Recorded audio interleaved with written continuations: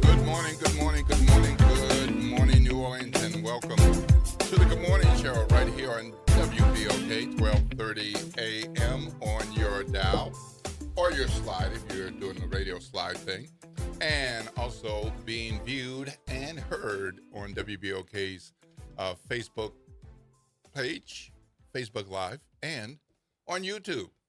And we might get IG going at some point. We'll see.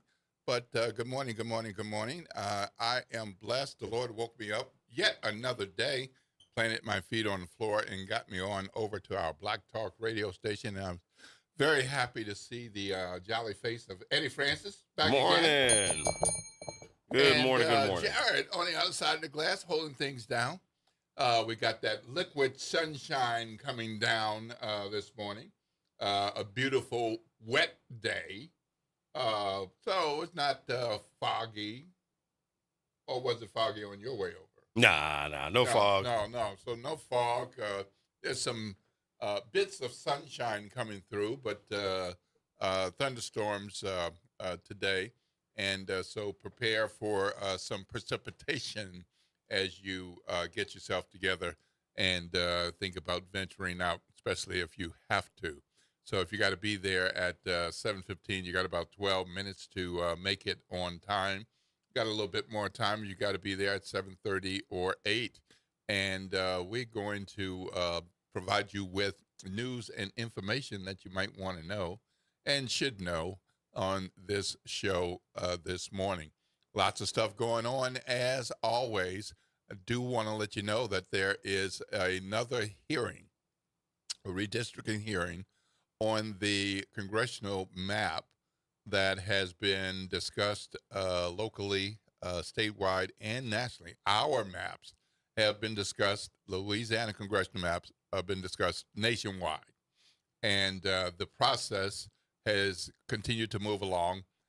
They've narrowed it down to a 5-1 map, getting rid of one of our two majority black congressional districts, and that would be the 6th, currently represented by Congressman Cleo Fields, and not the 2nd, currently represented by Congressman Troy Carter.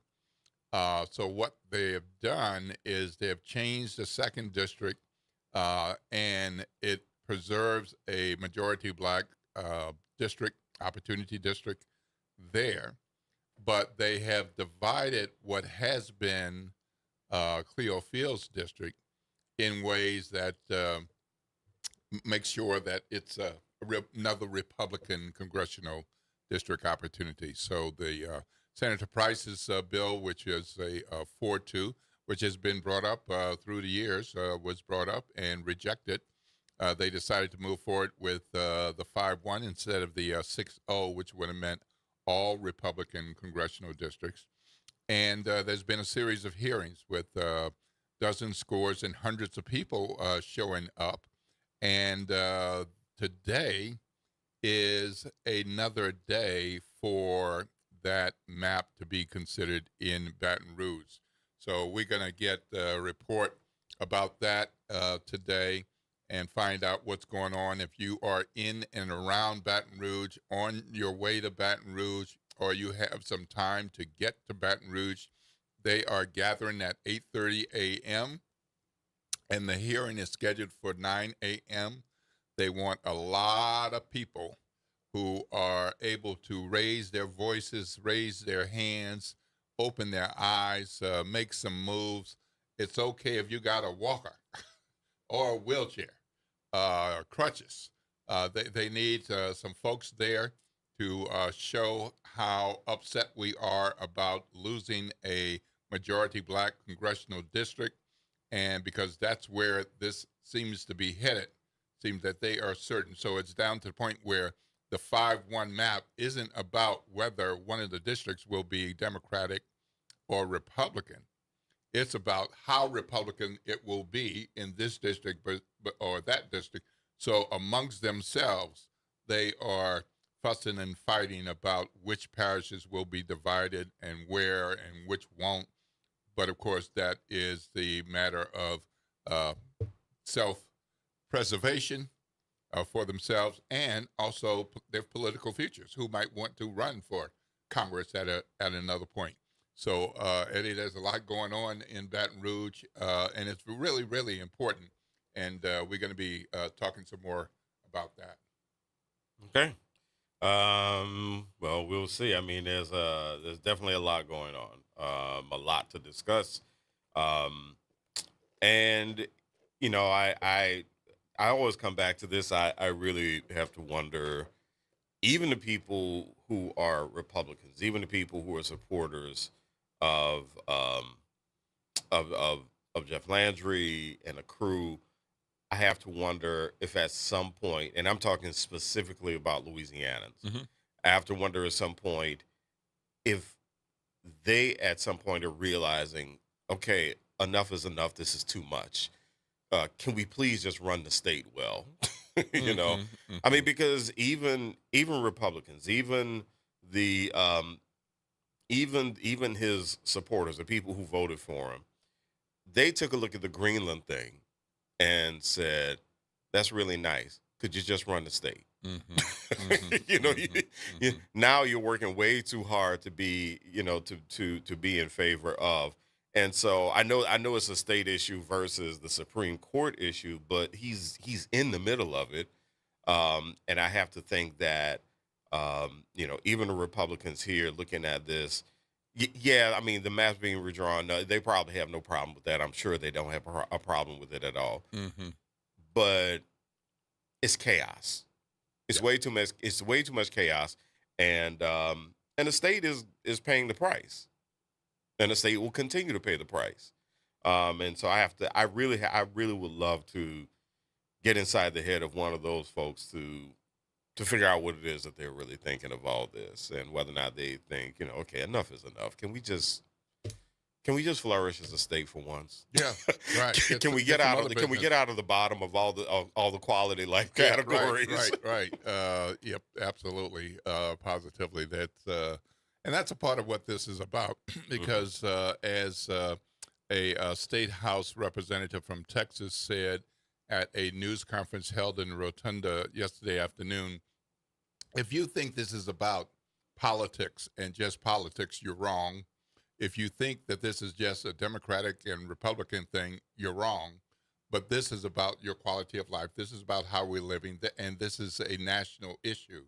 And so we might be looking at this as something happening in Louisiana, but it is broadly. And that's why a group of Louisiana Black Caucus members gathered yesterday, Democratic Caucus members gathered yesterday, and they were joined by some Democrats from other states, including Tennessee and Mississippi, to make sure that people understand that this is a national issue. So what's happening here and what's happening in other states is important for us to to watch and be aware of and get engaged. Well, right now we're going to have to take a break. It's that time, and we're going to be taking some calls, and we're also going to be exploring this some more. And we got some more news and information as well. Plus, this is a special graduation edition of the Good Morning Show. So you're going to be entertained and educated and informed by none other than Dr. Walter Kimbrough. This is something he does every year, but we thought we'd bring it to WBOK. This actually evolved out of a conversation that Eddie and I were having with you all some weeks ago, and it's like, oh, well, let's make it happen. So here we go. So today is that day. So if you didn't have a chance to go to any commencement speeches, we got a selection for you all to consider with some context from none other than Dr. Walter Kimbrough, Executive Vice President of the UNCF. All right, we're going to break, but what is that phone number in case people might want to call during the show, Eddie? It is 504-582-9422, 504-582-9422. All righty, this is WBOK 1230 AM, what New Orleans is talking about all day long.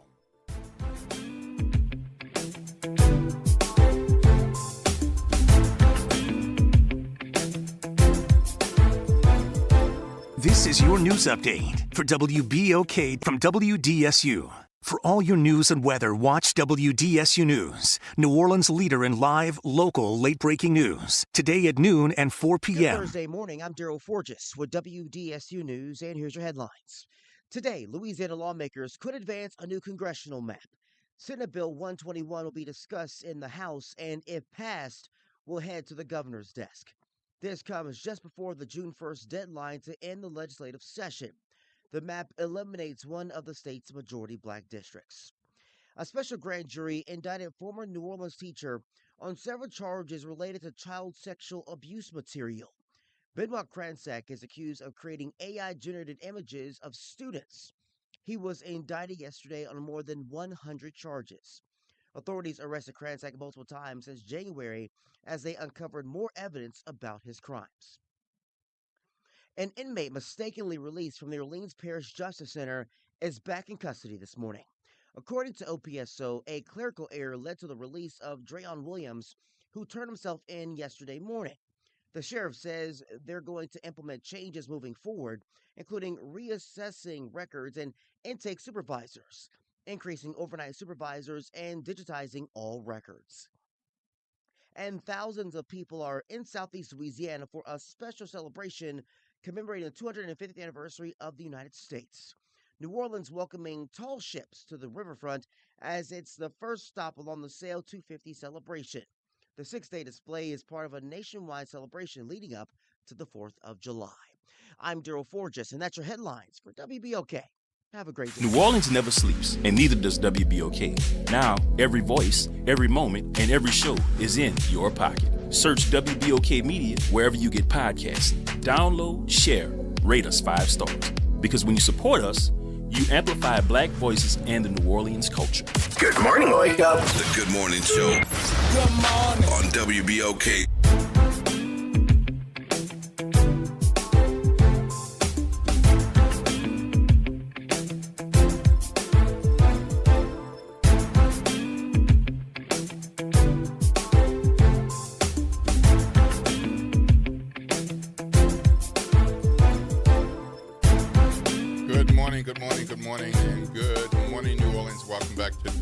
At 7:14 a.m.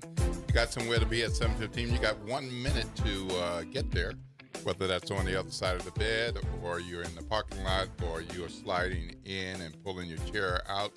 You got 1 minute to sit down and get to work and make sure that they know you're there. Or if you've got a doctor's appointment, make sure you're within that 10-minute window before they say, going to have to reschedule and come back another day. Of course, it's a school day. And it is raining, so be extra careful around our schools. School zone speed limit is 20 miles per hour. Go slow. Make sure you slow down so that our babies and our kiddos can find their way in. Of course, some of them are going to be worried about their hair. with the rain, so they won't be paying attention as closely. Watch out for them. And speaking of hair, for you fellas taking care of your mustache and your beard, please do that at home. Ladies, take care of that makeup at home and get on your way with all the things that you need to get on the road and travel safely without disruptions. How was the sister out there this morning? Was she being careful or what? No, I Did you left see her? before she did, so I have so no you didn't idea. see her. Okay, all right, okay, all right. Well, okay. Well, hopefully she was being safe, especially since it's raining. Yeah, well, maybe not. Yeah, we could always wish. We could always hope. All right. Well, we got a caller, so let's go to the phone line. Good morning, Yellow Boy. This is Will Sutton and Eddie Francis. How are you? Are you there? Hello? Yes, good morning. Hello? You're on with Will Sutton Good and morning. Eddie Francis. Good morning. How Good are you? morning. How y'all doing? Fabulous. How are you, sir? Fabulous. Fabulous. What you got? A couple things. Okay. You might have to lead me into the next one. Okay. Are you able to do that, sir? Okay, so you want to call back? Is that what you want to do? No, I don't think so. Good morning. How are y'all? Good. We're fabulous. Okay, so what was the first subject? Because y'all had. We were talking about y'all went- redistricting. Pardon? We were talking about the congressional redistricting. Yes, sir. Okay, true that. So yeah, I don't know. I think they might be opening up a can of worms they don't want to deal with. In what way? Well, because redistricted, okay, but you've excited a whole lot of population of the state that doesn't want things to be played with. Are you upset about something, or do you like things the way they are? No. Of course, things the way they are not even fair at that point. And I think that most logical human beings realize that. So you want to tip the scales again? Mm. Mm-hmm. I mean, that they're not making any secret about it. That's definitely what they want to do. Yep. And basically, that's Yeah. what the Supreme Court said you can't do. You can't take race into consideration, but politics, perfectly fine. Yes, ideology is fine. Heard that. Yep. Okay. All right. Well, thank you. I don't think they're making a good. They're making a good mistake. They're making a very good mistake. How's that? What do you mean, what is good a mistake? good mistake? Yeah. I mean, come on, man. I don't got to show my hand at this time, sir. Okay. But the Lord, but believe, yeah, Lord's blessing. But believe that look, they're gonna awaken people that didn't feel like getting up. all right. Have a good day. All right. Thanks a All lot, righty. man. All right. If somebody else wants to call in and have a comment or a question, if you got a question, we'll do our best to give you an answer. And if not, we'll give you a response. What's that talk line number, Eddie? It is 504-582-9422, 504-582-9422. Well, as we were saying before, there was a gathering of Democrats, white and black and Asian, in Baton Rouge yesterday in the Rotunda, and they came together to broaden the idea that this is not just a Louisiana problem, but it is a national problem, something that's happening in their states as well as elsewhere across the United States, but particularly in the Southeast. Mm-hmm. That's where we're seeing the great bulk of this. And we also are anticipating a very important hearing in Baton Rouge today as well. So we hope to hear from the Power Coalition before that gets going this morning, so we can find out more about what's planned today, following up on the previous hearings where literally hundreds of people showed up, which was great to see. Mm-hmm. I'm sure it had some impact. It may not have had the impact of making them change their minds and sticking with a 4-2 congressional map of some kind. But certainly they realize how important this is. All right, we're going to go to the phone lines. Good morning, Pop Jones. You're on with Will Sutton and Eddie Francis. How are you?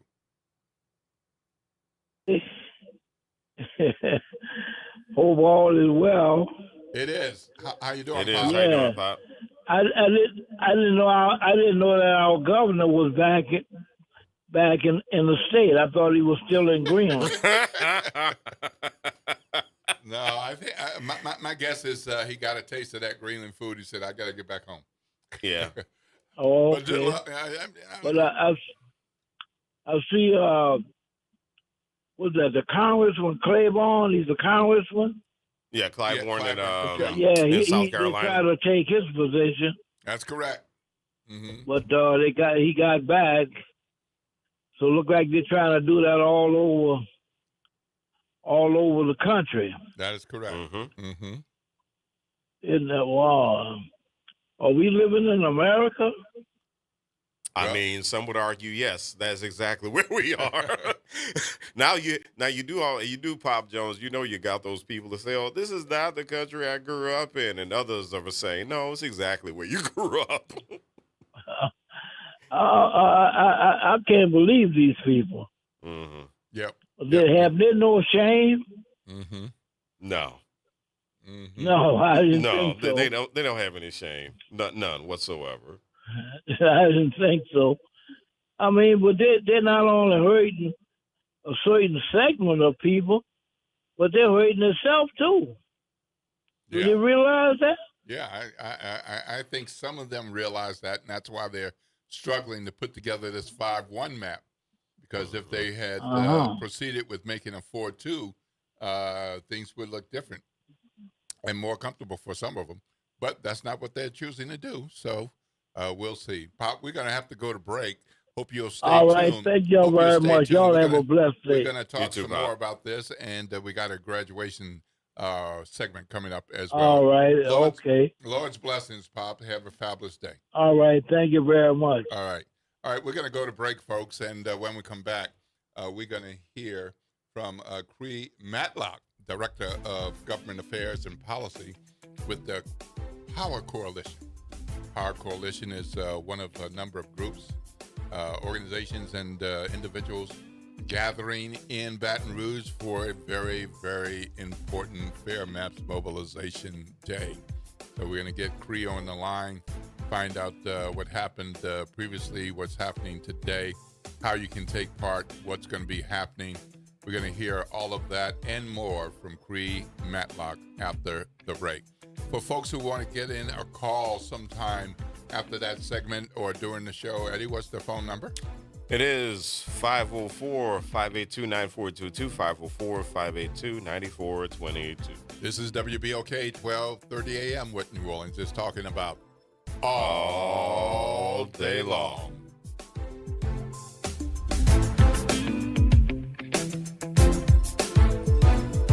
This is your news update for WBOK from WDSU. For all your news and weather, watch WDSU News, New Orleans' leader in live, local, late-breaking news. Today at noon and 4 p.m. Another day of scattered showers and thunderstorms, possibility of some heavy downpours at times. Highs today will be into the low to mid 80s, so another warm one is expected. We are looking at the possibility of seeing any of those downpours turning into localized flooding issues. More rain is expected as we get into our Friday on into the weekend. For the WDSU First Warning Weather Center, I'm Raven Richard. Hello, friend. Tavis Smiley here with a special announcement. You can catch my show at a new time. Weekdays from 1 p.m. to 4 p.m. Same great topics, same great guests, same great conversations, just a little earlier in the day. It's Tavis Smiley, weekdays 1 to 4 p.m. only on WBOK 1230 a.m. What New Orleans is talking about. This is Andronica Morris, host of Put Housing First. Join us every Tuesday at 12 o'clock where we will discuss how housing affects every aspect of our lives and what's necessary, what's needed to guarantee housing for all. Join us every Tuesday at 12 o'clock as we dig down deep onto the issues that affect all of us. Greetings and salutations. I am Edward B. Coulon Smith, chairman of the board of the New Orleans Regional Black Chamber of Commerce. We'd like to invite you to tune in every Wednesday at 12 noon on WBOK to listen in on Black to Business and be a part of the movement that's going on. Thank you. City Park is where to go when you don't know where to go. Turn towards the city center and start walking. Before long, you'll end up where you belong, at the heart of the city, New Orleans City Park. Stroll along the reeded marsh, wander through the sculpture garden, rest and recharge beneath ancient oak trees. This is where your spirit goes to grow. It's in our nature to yearn for nature. NewOrleansCityPark.org, heart of the city. We proudly present a moment in reflection of Dr. Norman C. Francis. Hi, this is Eddie Francis. A memory that I have of Dr. Norman C. Francis was at an event where he needed to be escorted to his seat, and I was the closest person to him. And when I went to talk to him, I joked with him that he shouldn't leave his seersucker suit lying around because I loved the suit. That turned into him telling me story after story about where he buys his suits and how I needed to go to New York to get myself a seersucker suit. The irony is that we're in the same fraternity. He knew my dad, but that was the only time that I actually had a conversation with him. And well, I was very blessed to have it. And I'm on my way to New York to get a seersucker suit one day. This moment in reflection of Dr. Norman C. Francis has been proudly presented to you by your friends at WBOK. Good morning, wake up. The Good Morning Show. Good morning. On WBOK.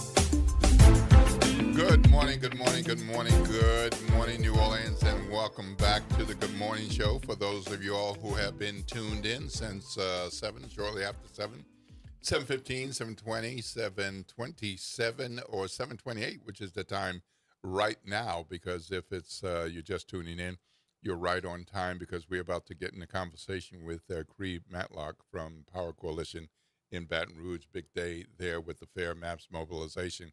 Let me remind you that you got 2 minutes to get to work if you got to be there at 7:30. And it is a school day, so please be careful. Watch out for our babies and our kiddos who are going to school, pre-K, K through 12, and even some of those college students catching a bus and walking around, sometimes aimlessly. Watch out for them, too.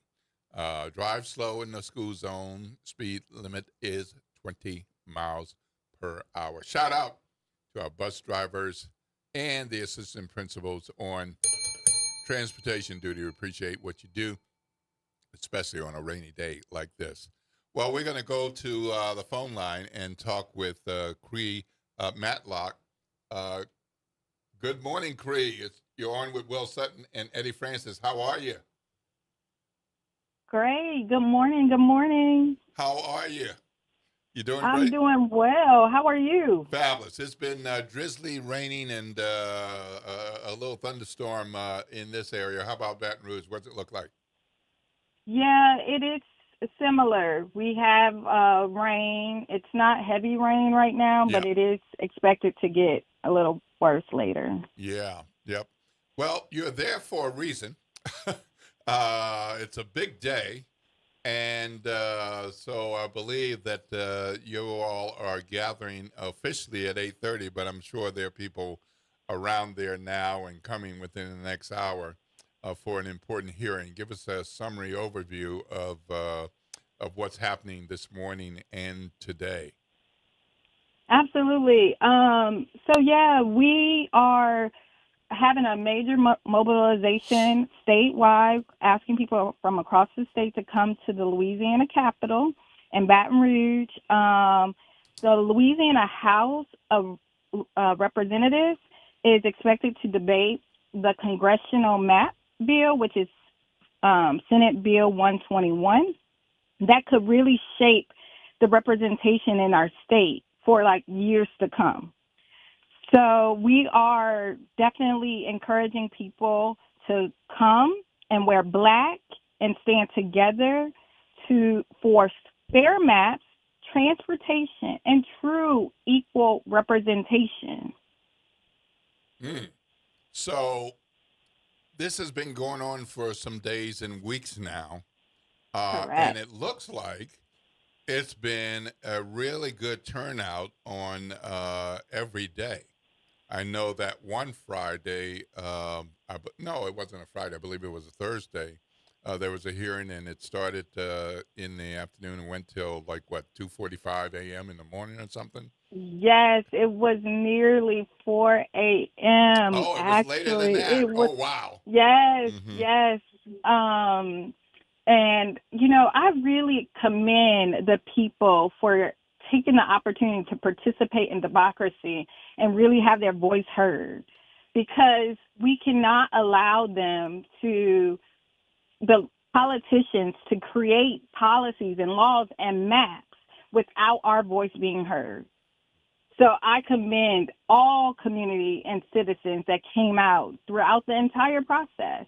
And today is the last real chance to really be seen, the last big mobilization effort that we're calling people to really be seen and come in solidarity to make sure that they're not doing it, and to make sure that what we are saying is that we oppose the presented map. The proposed map that is currently proposed, we do not support it because it does not reflect true representation of all Louisiana citizens.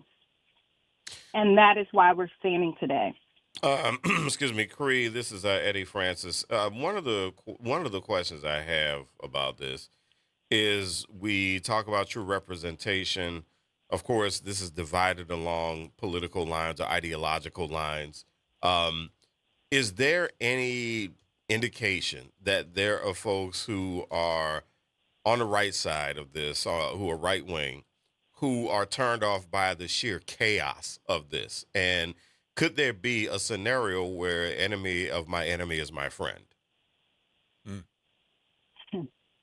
I would like to think so. However, I will say this has been weeks of debate, and we have not seen that show up via votes. This is an opportunity for the full House to be heard. The full Senate, it went through Senate committee, and committees are a subset of the full body, right? And then the full body heard it, and all their votes were showing and they were unified and continuing to not show equal representation. I will say, I can see that same momentum happening on the House side, unfortunately. But I am here to tell everyone that this is not the end, and we should continue to fight and show that they are not representing their constituents and the people of Louisiana. So there is no 4-2 map under consideration at this point.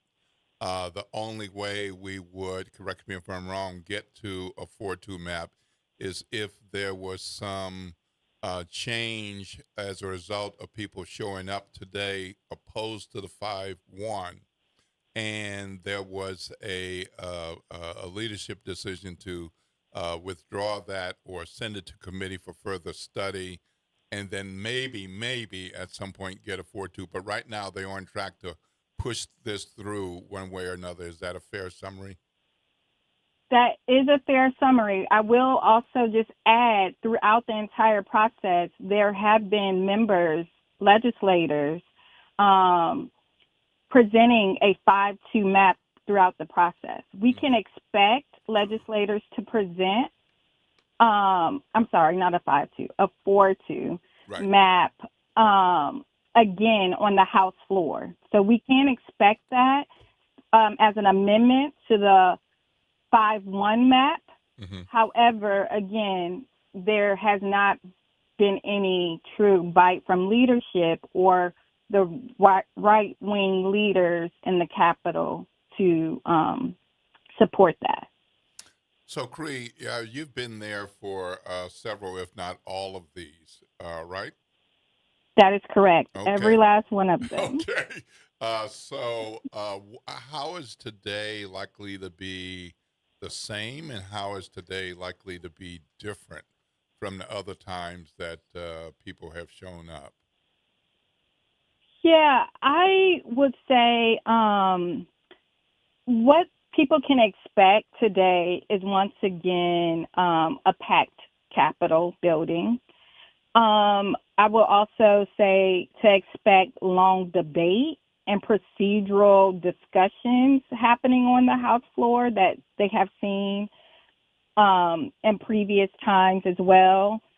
And the energy, the public energy and visible engagement, I think all of those things will remain the same. What they can expect differently is, since it's on the House floor, there is no opportunity for you to provide public testimony. It is truly a time where you can only be seen in the building, but you cannot speak on a public platform to oppose it. So that is one of the things that I will really highlight that is different. However, we will be in the rotunda, we will be in the chamber gallery watching and letting them know that we, the people of Louisiana, do not support the 5-1 map.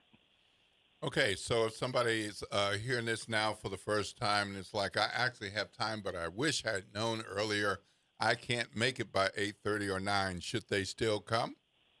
Absolutely. Absolutely. It's going to be, again, multiple hours. If you can come on a lunch break, come to Baton Rouge and come on your lunch break. If you can pop in for 30 minutes, 10 minutes, it doesn't matter. Come and be a part of history. The nation is watching what Louisiana will do today. So what if somebody says, well, they're saying wear black, I can't go. I already dressed for the day. I got my red and white. I got my black and gold. I got my purple and gold on.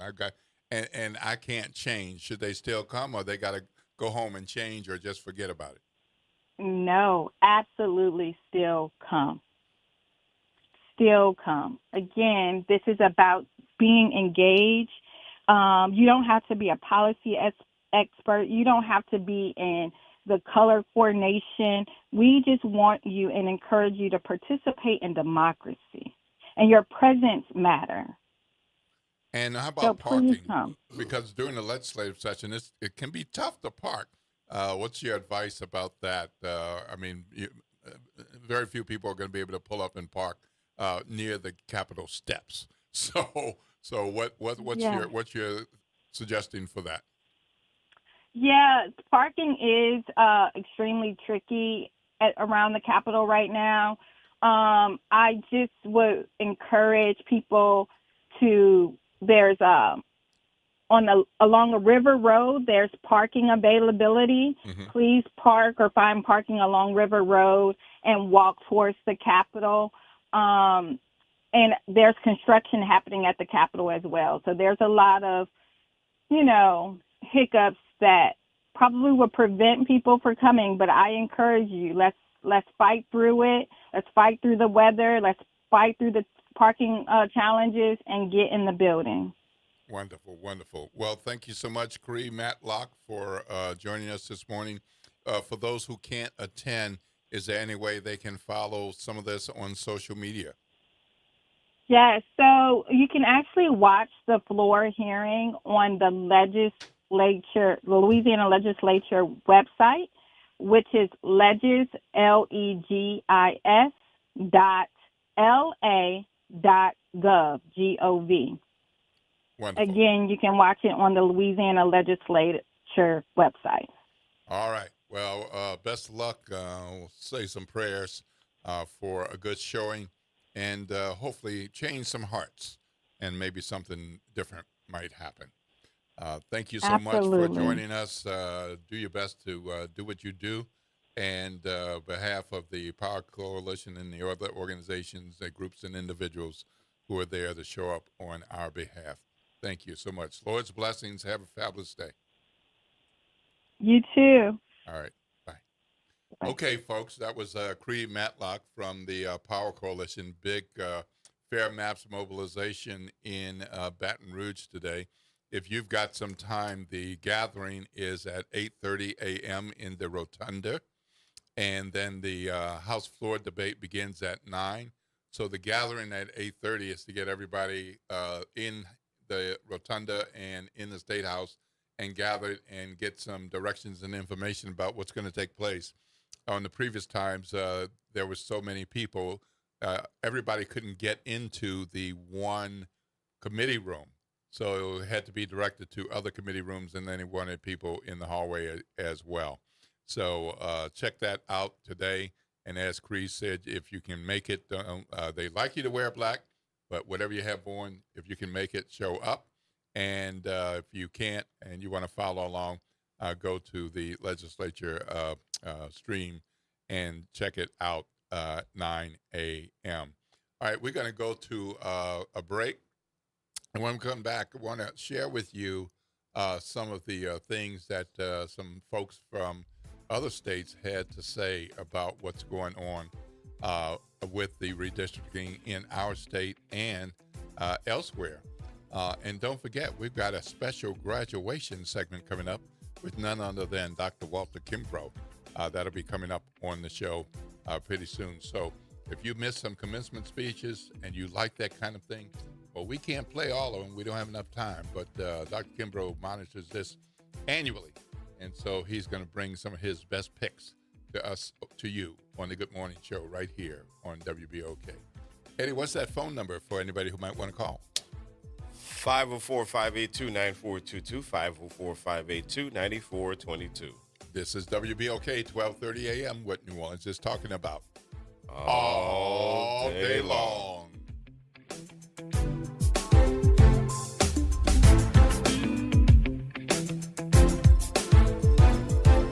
This is the Bloomberg Black Business Beat.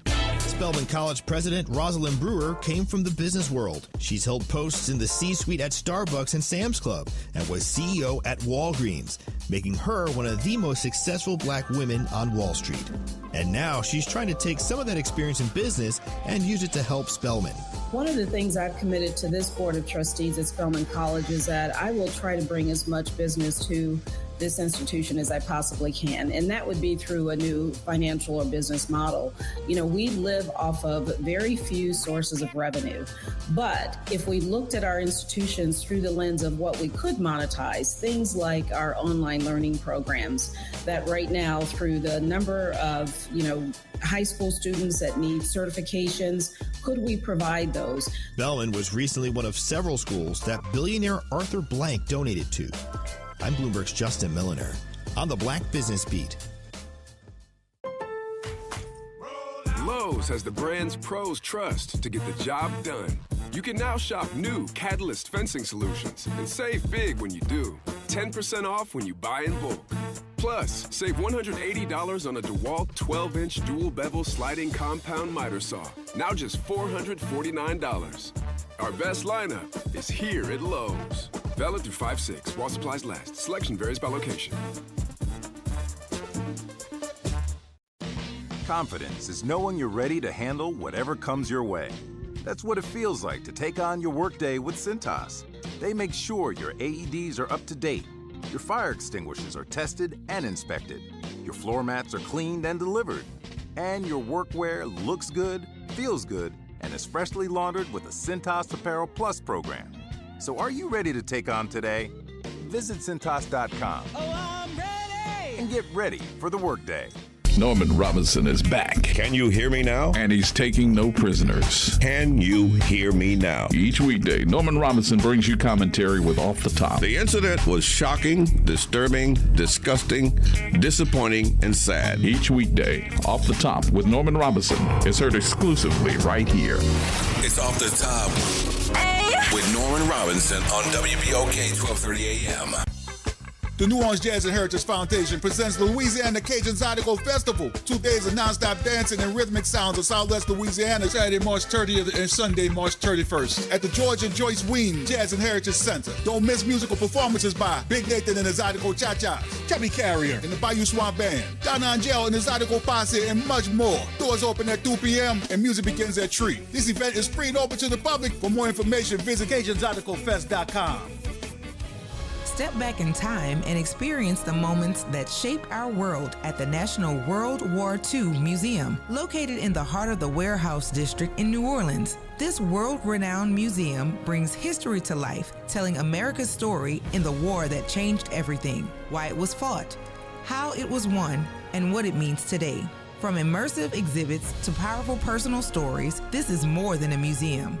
It's an experience. Plan your visit today at nationalww2museum.org. World War II Museum, where history lives. This is Jaden Simone, host of Uncomfortable Situations. Join us on May 9th every Saturday. Tune in from 5 to 6 for conversations that keep you uncomfortable. Transform your bathroom with the beautiful quality of Bath Planet. As a trusted leader in bathroom renovation, Bath Planet has earned the Good Housekeeping seal, a symbol of quality and consumer confidence for over 100 years. Get half off installation or 18 months with no interest and no payments. Whether it's tub replacement, a shower replacement, or a tub-to-shower conversion, Bath Planet makes your custom bath fast, easy, and affordable. Here's how it works. 1. Call to schedule your free, no-obligation consultation. 2. Our design experts come to you with real samples to customize your dream bath. 3. Our certified installers complete the transformation in as little as 1 day. And right now, for a limited time, you can upgrade your bathroom for 50% off installation or choose 18 months with no interest and no payments. But you need to call now. This special offer is only available by calling 800-981-8177. That's 800-981-8177. Call 800-981-8177 right now before the offer ends. Good morning, wake up. The Good Morning Show. Good morning. On WBOK.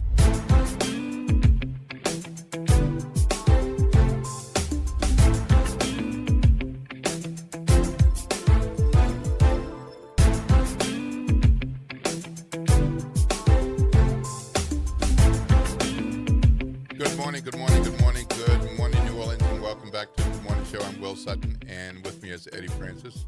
And it is 7:48 a.m.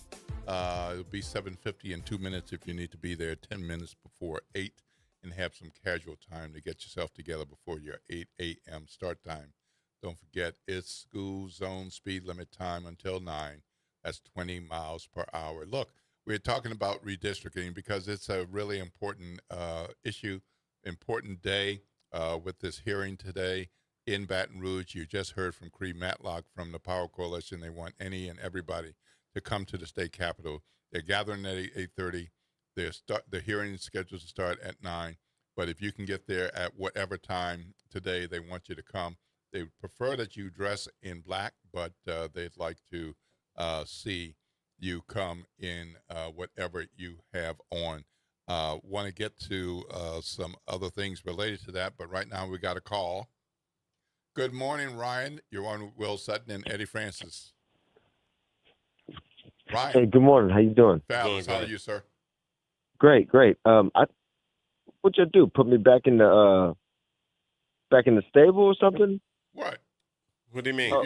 You maybe just repeated something you had already said. I was on a phone call earlier, and wear black. Did you say that twice? Well, I've said it at least 3 times because that's they want folks showing up today to wear black.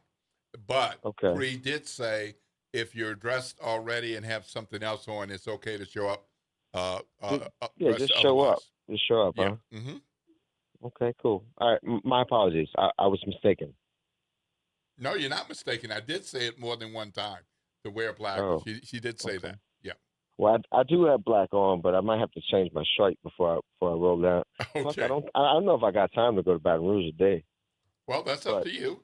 You know your But the schedule. encouragement, I can encourage folks. I mean, people that are in closer proximity. Absolutely, you can do that. And if by chance you have time in the afternoon, she said they'll still be going this afternoon, so it's not so critical that everybody show up for 8:30 or 9.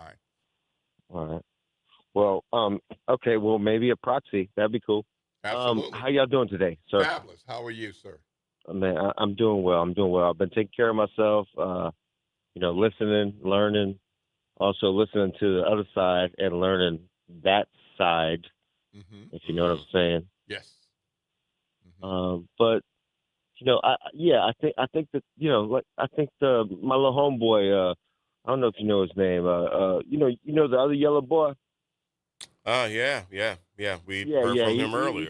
He talk a lot of stuff, but he opened up a can of worms. I think that they don't really realize what they're doing because, like y'all said earlier, biggest, largest Democrat show up in almost history. I mean, almost history. Like people are waking up and they're pissed off and they're taking Republicans' farmland in Georgia, like evicting people in certain areas. And it's all behind the scenes. And like, you think that that's not going to unite people because people going to smell BS. Smart people going to smell BS. And you get two people on one side. That's a wrap, sir. I digress. But Okay. I think that there's smarter folks out there that can do something what I'm saying. Huh? All right. Well, I appreciate you tuning in and getting off your chest what you had to share with us and our WBOK family of listeners. So thank you for calling. It's not Free Your Mind Friday. And That's it's the all right. wrong show. No, that's a different show. No. That's tomorrow at 9 a.m. Yep. Well, I get confused when Eddie Francis. I hear his voice. I'm just like, I don't know what show I'm on no more. I've been told that. He's multi-talented, multi-skilled. Y'all take it easy, brother. All right, man. Plays multiple positions. All right. Lord's blessings, Ryan. Thank you so much. I'm the Brian Mitchell of WBOK. All right. Look, we want to play something from Gene Wu. Gene Wu is the minority leader in the Texas House of Representatives. He's the chair of the House Democratic Caucus. He left his district and his state to join the Louisiana Legislative Black Caucus and Democratic Caucus members in Baton Rouge yesterday to talk about the importance of this redistricting issue that we're dealing with here in Louisiana. So let's see what he had to say. My name is Gene Wu. I'm the minority leader in the Texas House of Representatives. And Texas is here today because of how important this is and how important tomorrow's vote is going to be. Because if you're thinking that this is just about Democrats, or if you're thinking this is just about the black community, you're wrong. Because if you're upset about how expensive and unaffordable everything is, this is their tool to keep it that way. If you're mad about how much your schools are underfunded, how little your teachers get paid, and how old your kids' textbooks are, this is how they do it. If you're mad that our healthcare system is broken and unaffordable and inaccessible, this is how they do it. Redistricting, gerrymandering, this is how they steal the American dream from you. This is how they steal your democracy. And this is not limited to just the black community. This is where it starts. At the end of the day, they will take power from all working class people, no matter what your race is, no matter where you live. But if you want the things and you need the things that government's supposed to provide, this is how they deny you. By stealing your power, by stealing your vote, by stealing your country from you. but you don't have to take it. You don't have to accept it. Call your state legislator. Tell them cheating is not okay. Stealing is not okay. Go tell your state legislators, we want our democracy back. We want this country back from the king. We want it back from the Orange King. Okay. All right. So that was Representative Wu from Texas, making sure that we here in Louisiana understand that this is a much bigger issue than just what we're facing here and what they are facing in Texas. What do you think of his comments? It was interesting to hear him say we want the country back from the Orange King, which means that to me it comes across as you've conceded that he's taking it from you. Yeah. Okay. And that I think I understand what he was trying to say. I probably would have taken a stronger stance than that. I probably would have said, "Don't let him have it." Right. Right. But I mean, I'm glad that somebody from another state, came here, especially Texas, because a lot of Louisianans, we think highly of Texas. A lot of us, some of us don't like to admit it. But I think it's very interesting to have someone from Texas say, "Listen, this is a real thing, and this is going to impact everybody." And I do think that's the good part for him to stand with Louisiana in that way. Yep. Well, it was a good showing of Black and diverse representation at the Rotunda yesterday. So we had Democrats from other states joining Democrats here, and that was nice to see, and it was good to hear their voices. So we have another voice from outside of Louisiana. Do we have that one queued up and ready to go? All right, let's hear some more. I'm State Representative Carolyn Hughley, the leader of the Georgia House Democratic Caucus. And I come to Louisiana today with urgency in my spirit and determination in my heart. For you see, I am a daughter of the South. And I want to tell you where I come from. I was born in a small town in East Arkansas. And before anybody knew my name, before anybody knew what I would become, the first thing written down about me on my birth certificate was colored. They didn't think I was a person. They didn't think I was a child worthy of anything. I was just colored. That was the government's word for me. That was the label that the state placed on my life from the moment that I entered this world. And that label was not just a word. It was a system determined where I could go to school, where I could sit, where I could live, whether my family's voice would ever matter in the halls of power. And my parents were hard-working people, but their taxes did not matter. During that time, we know that Black Americans across the South were being beaten and arrested and killed simply for trying to vote. The government was not neutral. It was not colorblind. The government was used as a weapon against our community.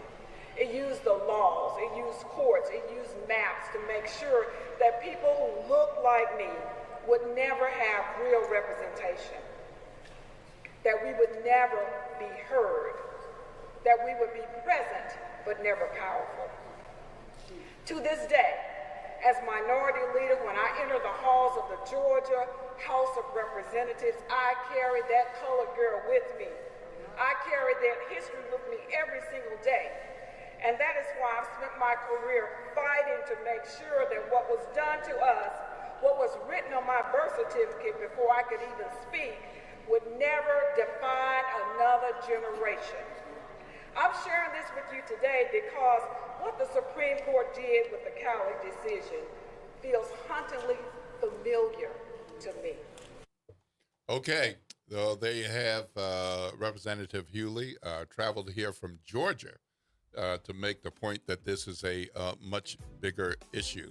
So anybody who is in Baton Rouge, near Baton Rouge, can get to Baton Rouge. Please show up. Their gathering starts at 8:30. The hearing starts at 9.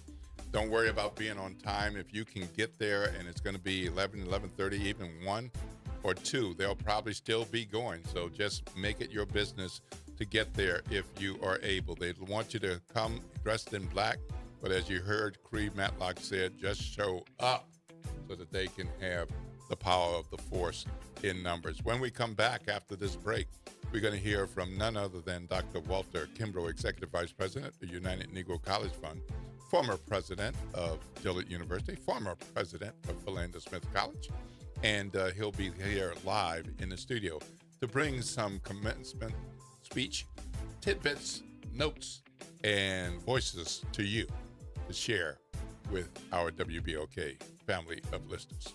This is WBOK 1230 AM, what New Orleans is talking about all day long.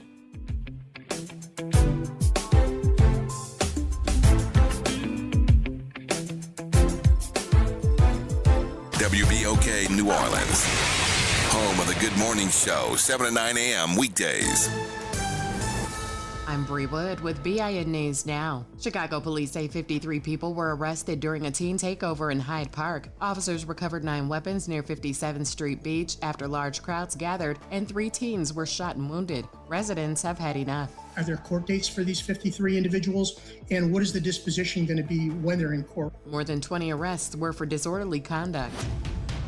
Naomi Osaka is defending a dinner she co-hosted for black tennis players during the French Open after backlash online. Osaka says the event was meant to celebrate community in a sport where she often felt isolated, adding that for those offended, she won't be apologizing for honoring black athletes. And jazz saxophonist Sonny Rollins has died at 95. A representative says he passed away Monday at his home in Woodstock, New York, with no cause of death released. Get BIN News Now on demand 24/7 on the iHeartRadio app. Good morning, wake up. The Good Morning Show. Good morning. On WBOK.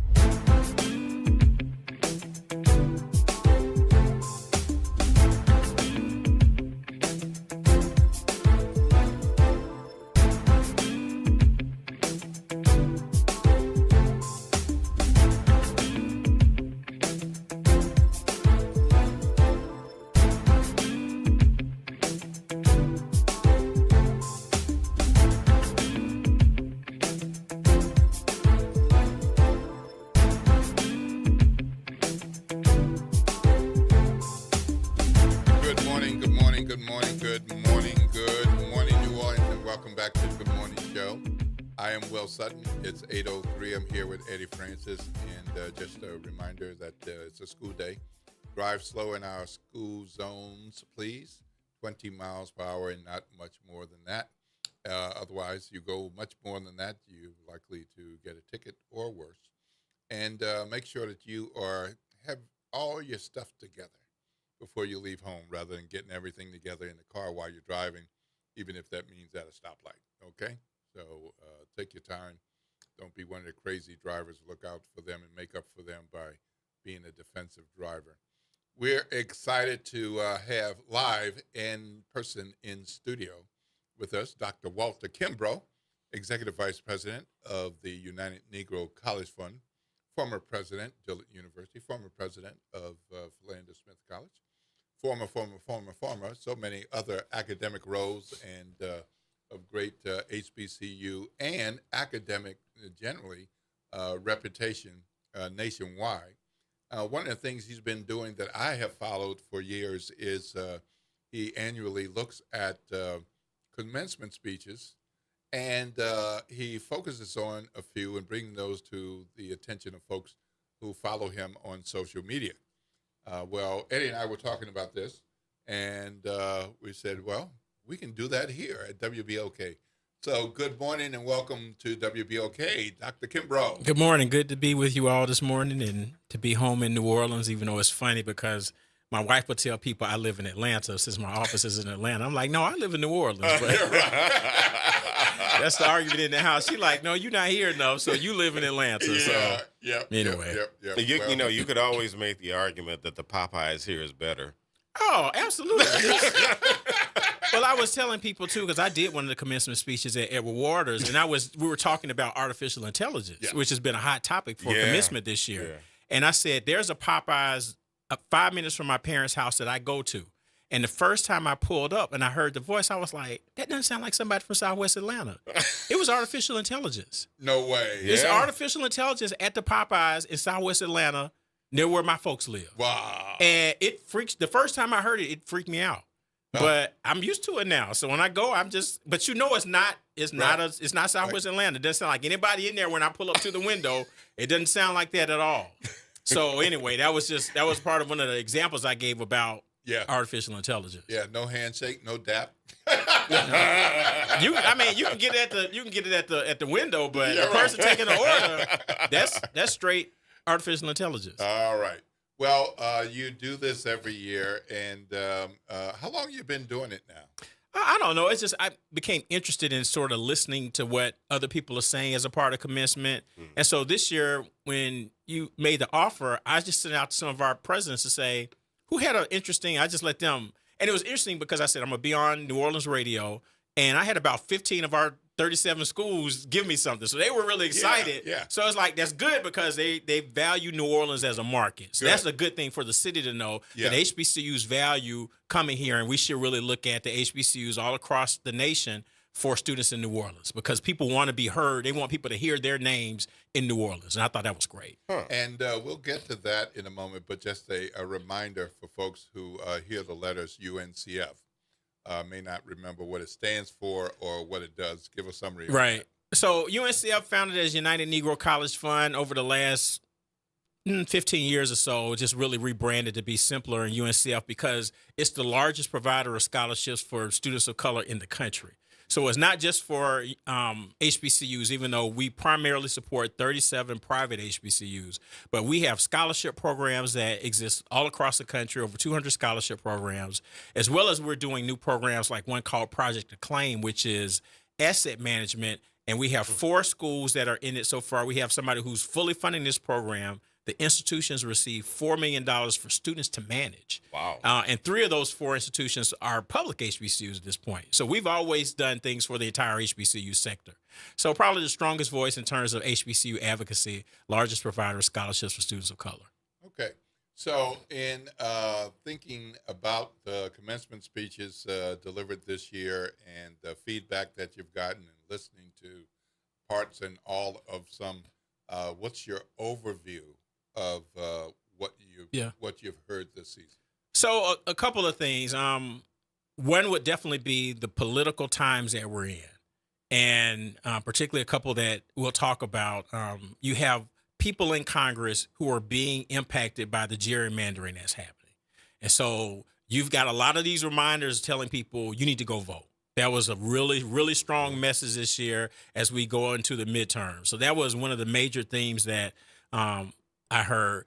Then another theme was in terms of how the economy is changing, how jobs are changing, what you need to do. Magic Johnson talked about that a lot. He did 2 HBCUs in Alabama. They're in driving distance. So he did, I think, Tuskegee in the morning and Stillman in the afternoon, just to be able to give that to say, this is my backstory.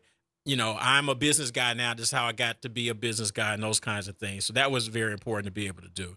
So those are, and then I guess the final theme would have been, and people like MC Lyte and Queen Latifah and Delroy Lindo, the creatives, talked about the importance of creativity and being authentic. Mm-hmm. So those might be 3 themes I would say at this point. All right. So one of those that you've identified for us is Troy Carter, who's our congressman here in New Orleans, in Greater New Orleans, in this part of southern Louisiana. And, of course, tell us, he spoke at Dillard University. Why'd you pick this one?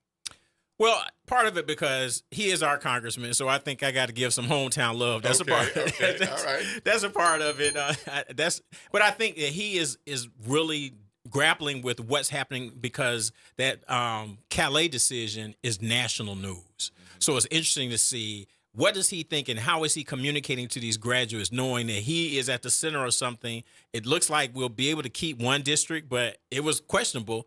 We could have lost both of them. Mm-hmm. So we're still waiting to see. So it's because of the times and because I think this is something that people in this state, particularly black folks, need to figure out. How are we going to mobilize to address the issues that we have?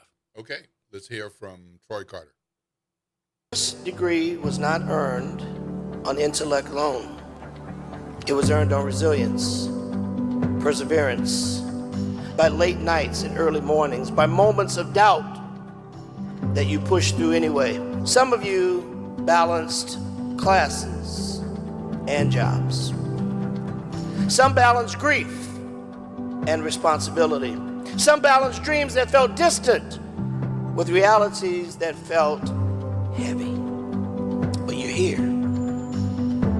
And that alone tells me something very important about you. You are prepared. Dillard was not created simply to educate minds. It was created to prepare leaders. Leaders who would walk into rooms that were never designed with them in mind. Leaders who would carry excellence where expectations were low. Leaders who would lift others even while climbing themselves.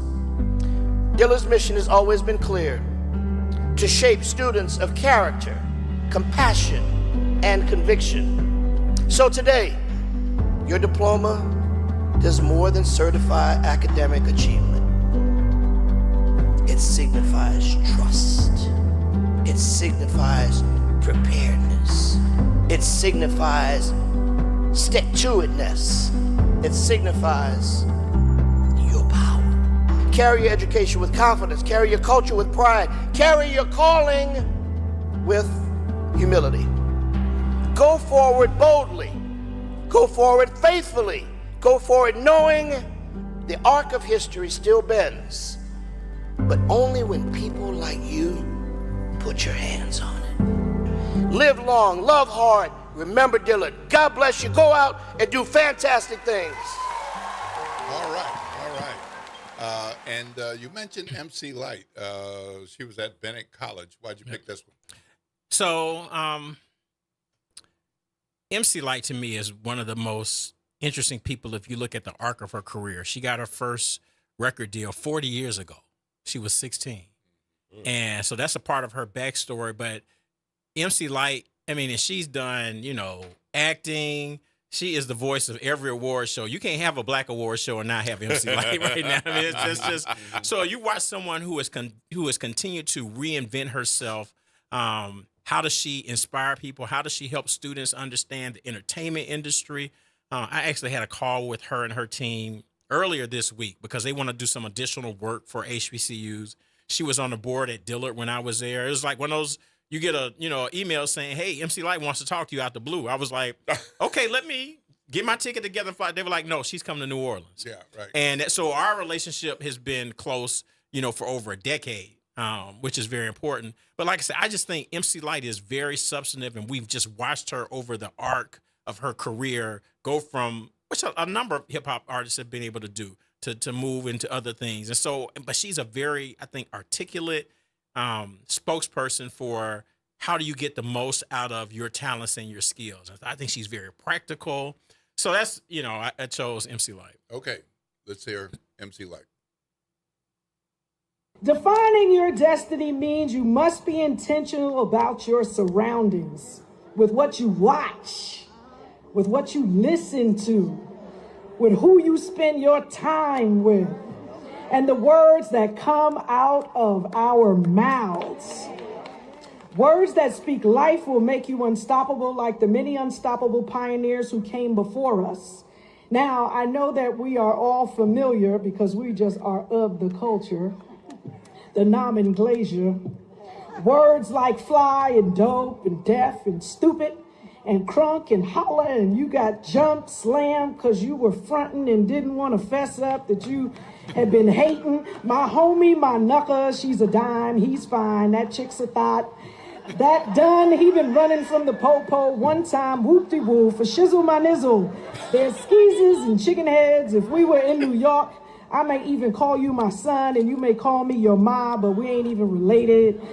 Cheddar, dough, paper, and every other slang word you know. And that's cute. But you ain't about to get a job using them kind of words right there. I always say make the dictionary your best friend and get to know the King's English. Choose your words to create your world. Mind, manifest, matter. Honor your womanhood, and like our matriarchs who came before us, forever and always speak what you seek until you see what you've said. So that was really, you know what's funny about that? I did get a chance to hear to listen to Michael Eric Dyson's commencement address, and it was funny to hear her say, "You're not going to get a job with language like that," and then Dyson kind of leaned into AAVE, right. African American Vernacular English, in his address. Right. So I thought that's funny. So why'd you pick Dyson? Dyson was this year's king of the HBCU speaking circuit. He did 4 commencements. Ooh. So I think Al Sharpton has been the king one year where he did 4. So I always try to see who does the most. So Dyson is the king. And Dyson's going to give it to you every time. Just like Eddie said, he's interesting because Dyson will mix it up. He'll throw out the $500 words, and then he'll come back with, he's quoting Drake or somebody. I mean, so he is he's just a rhetorical genius in terms of that. And so his framework for at least the 3 private HBCUs that he did Claflin, he did Livingstone, and Rust. He used T.I.'s new song as a framework, let them know. So that was it. When he spoke at Bowie, he did something a little bit different. But that's, like I said, Dyson, everywhere I've been, I always like, okay, I'm texting him like, all right, when you come to speak? Because he is just that dude in terms of those kinds of things. So he's going to always give you a good speech. He's not afraid to say what needs to be said. He's very unapologetically black. Yeah.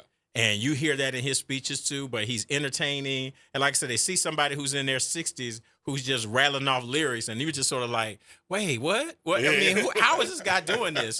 And he just does that. So like I said, like Eddie says, he has mastered English, but then like he said, he'll tell you he's written almost 30 books. So he's just that.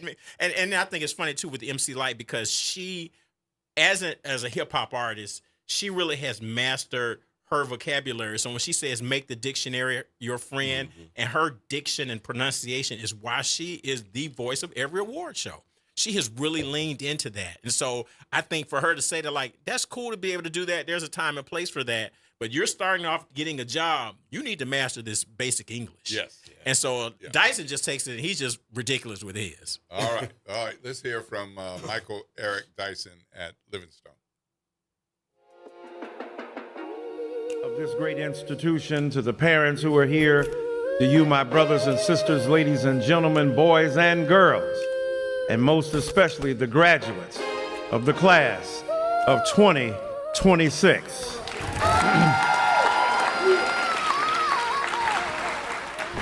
Let them know about that brain you have to memorize and articulate, to speak eloquently like Brother Jerry, that brain you have to be able to come up with concepts that will confound those who don't believe in your fundamental intelligence. But we know that we were peanut farmers too, but not just farmers. We turned the peanut into something productive.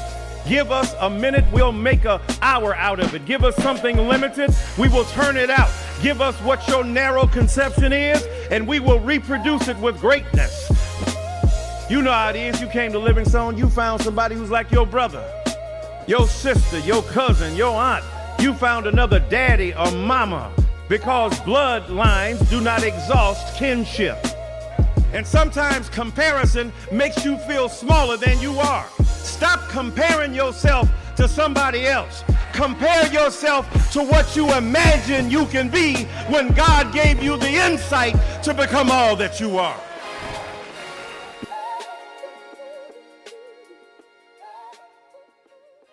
All right. And Dyson's a preacher too.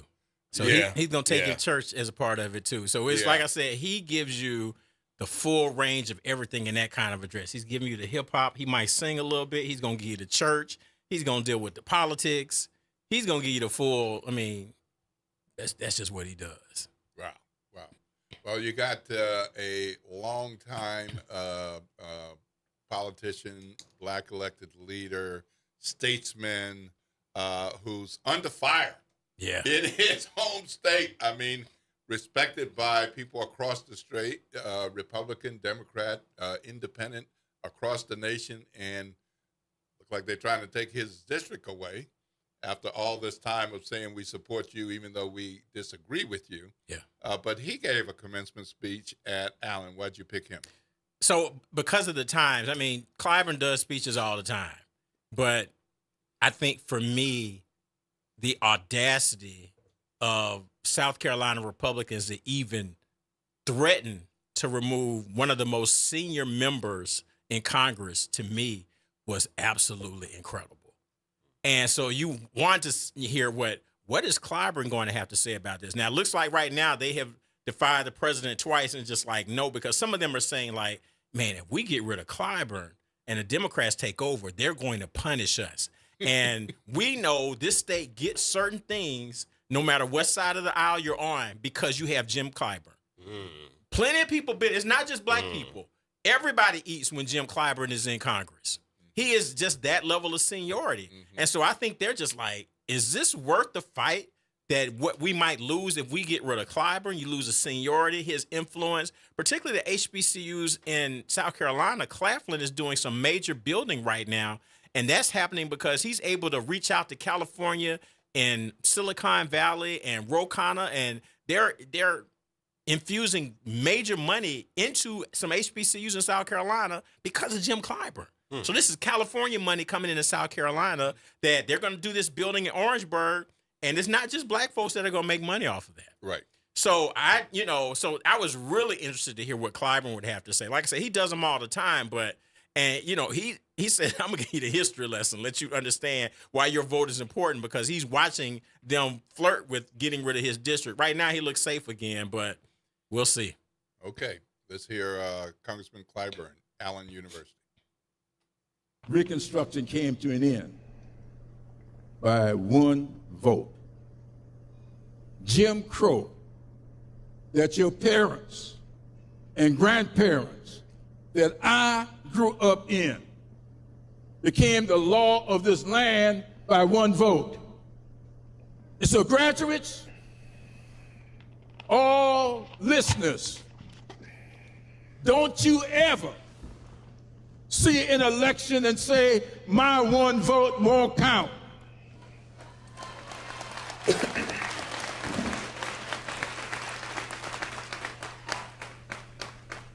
Just remember that little bit of history if you don't remember anything else that you were taught on this campus. And I hope you remember all of it. I know you ain't going to. I don't remember all that I was taught. But I do remember this, that I will never, ever see an election and not participate. Because let me tell you this, no matter how much education you get, I don't care how much wealth you might accumulate, elections have consequences. Who gets elected can take your wealth away. Who gets elected can take your freedoms away. And you will be less than intelligent if you allow an election to go by and you don't participate. That you must learn. All right. So the so the next one is, I actually took the time to listen to Magic at Stillman. Magic was really interesting, and I don't know if you ever saw the HBO show Winning Time that portrayed the Lakers, and it was funny the way they portrayed him. But what I kept thinking about was how he's evolved. And he actually talked about that in his commencement address. His evolution from being a poor kid who grew up in Lansing with next to nothing, to being this basketball player, to being a basketball player who wanted to be a businessman. And I really thought that was a very interesting arc. I kind I kind of wanted to pour myself a glass of lemonade, though, because he was so chill during the whole speech. I just want to listen. Right. I just want to put some lemonade and just kick back, say, yeah, tell me some more, man. What else you got for me? Right. So why'd you pick Magic? Yeah. Yeah, so I think it is.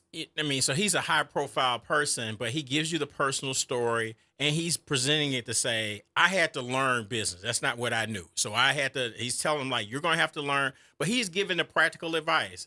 This is how I'm judging you when I'm hiring people. I need to hire some of you, but I'm checking out your social media, and I'm doing all these other things. So I want you to understand how I'm thinking and what you're going to have to be able to do, too. So it's just very practical advice, I think, for someone who, he's telling you, I got over 100 Starbucks that I've opened. So he's like, I'm known for basketball, but I'm really making my money doing these other things. Mm-hmm.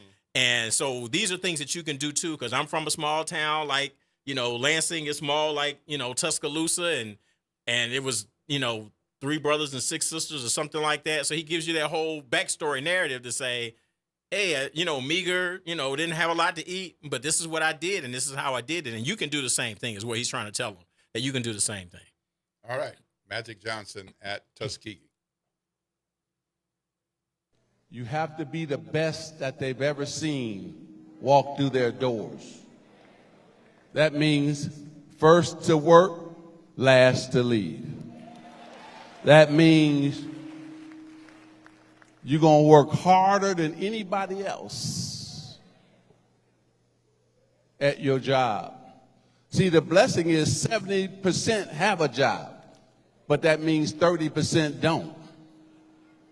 So you're still waiting for your opportunity. You may have to pivot. And if you have to pivot to something outside your major, make sure you do that. Just to get in. See, sometimes we have to be uncomfortable to get comfortable. Uh-oh, uh-oh, uh-oh. Uh-oh. Oh, yeah. You think being a basketball player, going from that to the boardroom was easy for me? No, it was uncomfortable because I didn't know business. But I had to admit to myself, I didn't know business. But guess what? I was willing to put the time in. I was willing to grind. Because young people, this is good. It's a good feeling right now. But on Monday or next week or the week after that, it's time to grind. It's time to work hard. Because now other responsibilities come to you that you didn't have before. And it's just between the 4 walls either. There's bills. So we got to learn money. Uh-oh, uh-oh, uh-oh. Financial literacy is one of the most important things. What have your parents been fighting for? To own their own home. And they did it because they were disciplined. They were able to sacrifice. And this is what I live by. Do you want it or do you need it? Uh-oh.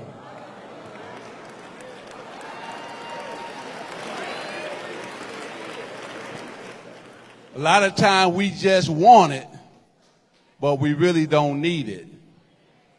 And that's going to set your bills back. So be disciplined.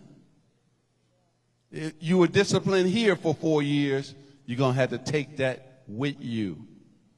And the best thing about it, be solution driven always. Always be solution driven. I don't want my people to come in and tell me the building's on fire.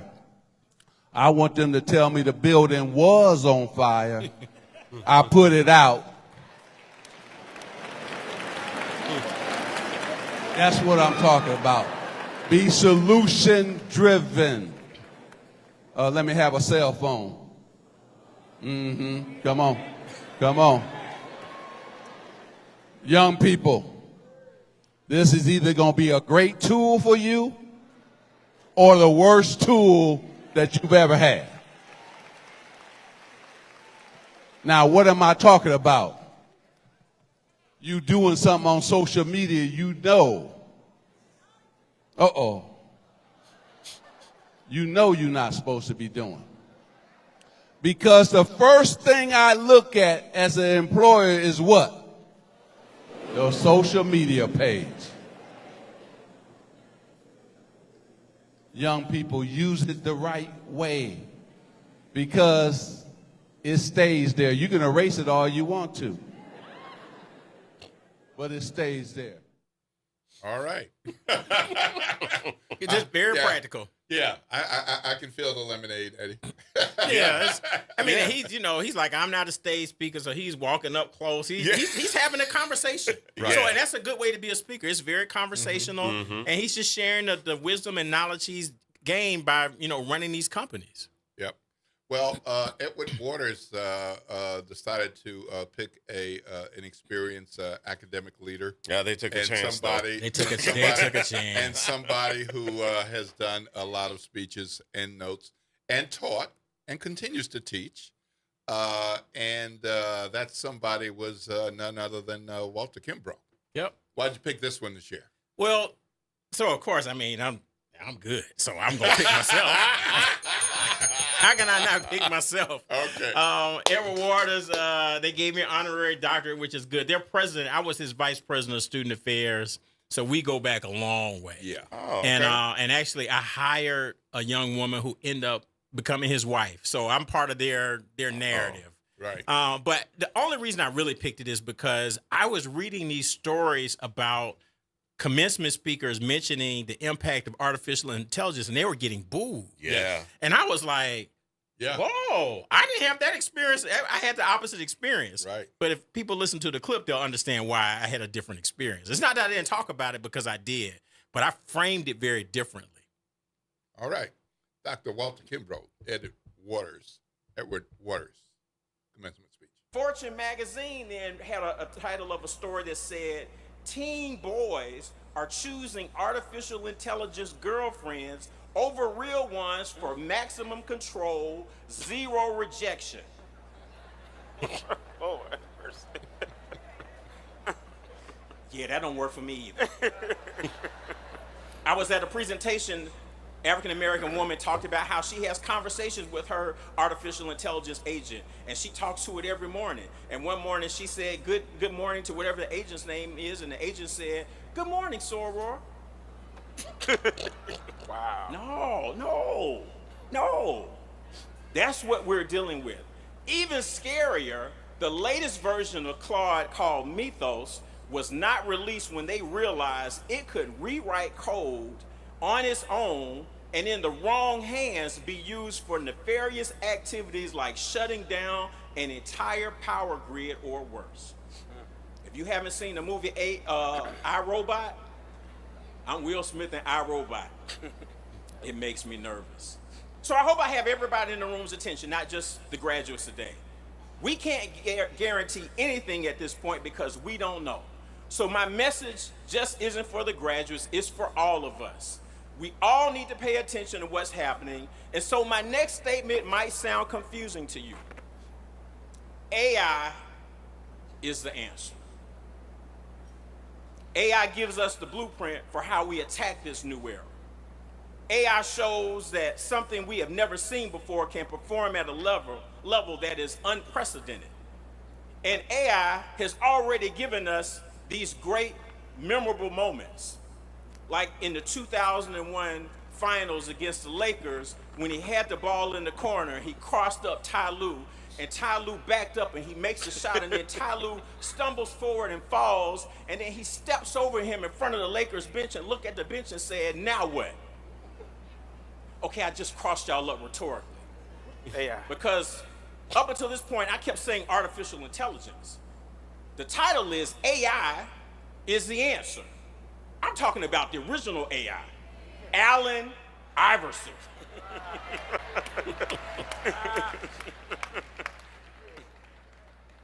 So that was just a way for me to say, how do I engage the audience? I just got through reading his memoir, which is fascinating. And I kept using as themes different AI, you're being authentic and those kinds of things, and using your ancestral intelligence. What things you learn from your family. So I kept using as these ideas AI, but different A's and different I's, and the answer, because then a part of it is it's like, well, why was he called the answer? And it was at a time when Magic had retired, Bird and Jordan were about to retire, and they said, well, what are you going to bring? He says, the NBA has a lot of questions right now. I'm going to be the answer. And I said, we're living in a nation and a world with all these questions. You have to be the answer. And so that was the message. So I just tied it all together. So like I said, it was interesting because I gave all the stats about what artificial intelligence might do to the job market, all those different things. But I wanted to make sure I keep there, and you really have to shoot for like 15 minutes. So it's like, how do I engage this crowd? Because they're really there to see the graduates. So a good commencement speech, you're not talking for half an hour. You want to make sure you got them engaged. So I was like, what's the hook? And AI is a hot topic right now, but how do I flip that to say, oh, wait a minute? And so how do I tie it all together? So that's what I did with that. So like I said, I was shocked when I was hearing people talking about artificial intelligence and getting booed by graduates. Why do you think that was? Because there's still a lot of people who are worried about it. And so I think I leaned into some of the fears that people had. And they're hearing from corporate people saying, this is great, this is great, this is great. And I lean into the fears that people are having to say, wait, I'm reading articles about jobs and the things that it can do, and I'm not so sure about that. So I didn't want to give some Pollyannish, commencement speech, everything is great. And I tell them, like, I don't know what you're about to walk into. You will have jobs that don't even exist right now. I quoted someone from a major company who said, I don't see a reason why I would need to hire a college student when Claude can outperform them. Those are the kinds of, that's what's being said. So I wanted them to have a realistic understanding of this is what we're going into. But despite all that, you still are the answer. Yeah. Magic, he had the same experience, though. He mentioned AI in his speech, and they were fine. They were fine. And his message was, don't let AI control you. You need to control you gotta control it. Yes, absolutely. That was his message. So, I mean, the thing that I really wonder is, what is your sense of where HBCUs are headed based on especially based on conversations you've been having with presidents? Where do you think, just as a whole, things seem to be going right now? So much going on. Yeah. So I mean, I think that we are having lots of conversations, in particular about technology and artificial intelligence.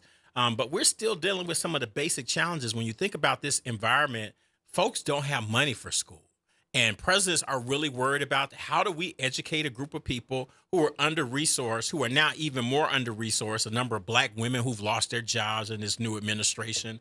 All those challenges, the cutbacks to DEI, government contracts, which a lot of black folks work for the government. So we know that's out there. We've got to deal with that. But we're still dealing with basic kitchen table issues for HBCUs and the communities that we serve. Yeah. And so that's the difficult balance that we're having to figure out, like, how do you make sure you don't get left behind in this major technological revolution? At the same time, if you just focus on that and you can't make payroll, you got some other problems. And I know you got to go, but very quickly, a lot of folks are saying, hey, you know what? Athletes, forget about the SEC, start going to HBCUs. If there were to be an influx of athletes going to HBCUs, would HBCUs have the capacity? Right. Some would. I mean, I don't think it would be, because those athletes are looking primarily for Division I opportunities. So I think they would have to do sort of like what Travis Hunter and Shedeur Sanders did. You would do, I mean, just to make the point, you would go for a year or two, and then you would go to a Power 5, and Power 5 is more than the SEC and ACC. Yeah. So you could do Pac-10, you could do Big 12 or whatever big they are right now, because they probably got 20 schools. Yeah. But you could go to those schools right now to do those kinds of things. And I don't think it has to be major. I would just target like a state like Florida. And if you could get black athletes not to go to Florida for a couple years, it would change. That's been the history of this country. And people misunderstand that. These folks, no matter how racist they are, they want to win in football, period. And if they realize they cannot recruit the talent, they're going to change some things. I believe that with my heart. We heard it here in Louisiana. The governor was just raising all kind of hell about Kelly's contract, and we need to get somebody in here who's going to win. That's more important to him than anything else we hear about. He's like, we need to win. So if somebody targeted Louisiana and kept those blue chip prospects out of LSU, Louisiana would be different too. Yeah. I guarantee it. Absolutely. Yeah, that's one of the things that I thought immediately. Two things when I heard about Out of Bounds and the Congressional Black Caucus efforts with that. One was it's still a large number of institutions. Yeah. And how do you have real impact with saying essentially boycott? Right. All of them. Yeah. And then the other is they're black mamas who've been counting on Jermaine since 8th grade. Yeah. Because people told him he's got a future. Right. And they've been looking at one particular university or two or three. So I hope that we don't look at Jermaine and say, you're not black. Right. Because this is what's best for your family. Right. Yeah, exactly. But yeah. understand the larger political issue right. of the impact. Because I think, like you, I think it's a good thing. Right. But I think we're going to have to refine some things and also realize that we're going to have a diversity of family decisions. Right. Along with that. But we're in this NIL era. So I just say really quickly, if I were the president, as I am, as a black man, president of the University of Michigan, I would run ads all throughout the South. I would get a war chest of NIL money. And I can pay for we're in the NIL era. I can beat anything these SEC schools are going to get. Absolutely. Plus, I value the opportunity for your mama and your daddy to be able to vote. Yep. I would come at them like really just unapologetically black and say, I got a war chest. Yep. I can match anything. And the SEC hasn't won an NCAA football championship in 3 years. Yep. We're the future. That's how I would come at it. Right. Yeah, I mean, and you got a couple of California institutions in the Big Ten now. Yeah, so, absolutely. Yeah. Yep. Well, I know you got to go. All right. Thank you so much for spending this time with us. And not just this time, but it took time to prepare for this. So I want to acknowledge that you didn't just walk in the door and show up. Yeah. Just like you don't walk on a stage at the commencement speech Right. and then it's like, well, let me see what I'm going to talk about. Yeah. There's preparation. And that's one of the things that I think all of these college graduates got from each of these speakers is there has to be preparation to go into the work world and to go in the business world and to even be an entrepreneur. Yeah. You can't say I am one and not prepare. Right. All right. Well, That's thank good. you. Thank Yep. you. Oh, Thank yeah. you. Look, Thank you, Dr. Kimbrough. Anytime, like I Appreciate said, it. I still live here. My office is in Atlanta, but so my wife understands I live here. All right. Well, we're going to take a break, and when we come back, we're going to get back to some news and information that you want to know. We still got that recall thing going on, and of course, we got the redistricting hearing in Baton Rouge. The gathering started at 8:30. The hearing starts at 9, and we'll give you more information about that as well. I am Will Sutton with Eddie Francis. We've been in conversation with Dr. Kimbrough about some fabulous commencement speeches across the circuit. It is 8:43 a.m. This is WBOK, 12:30 a.m. What New Orleans is talking about all day long.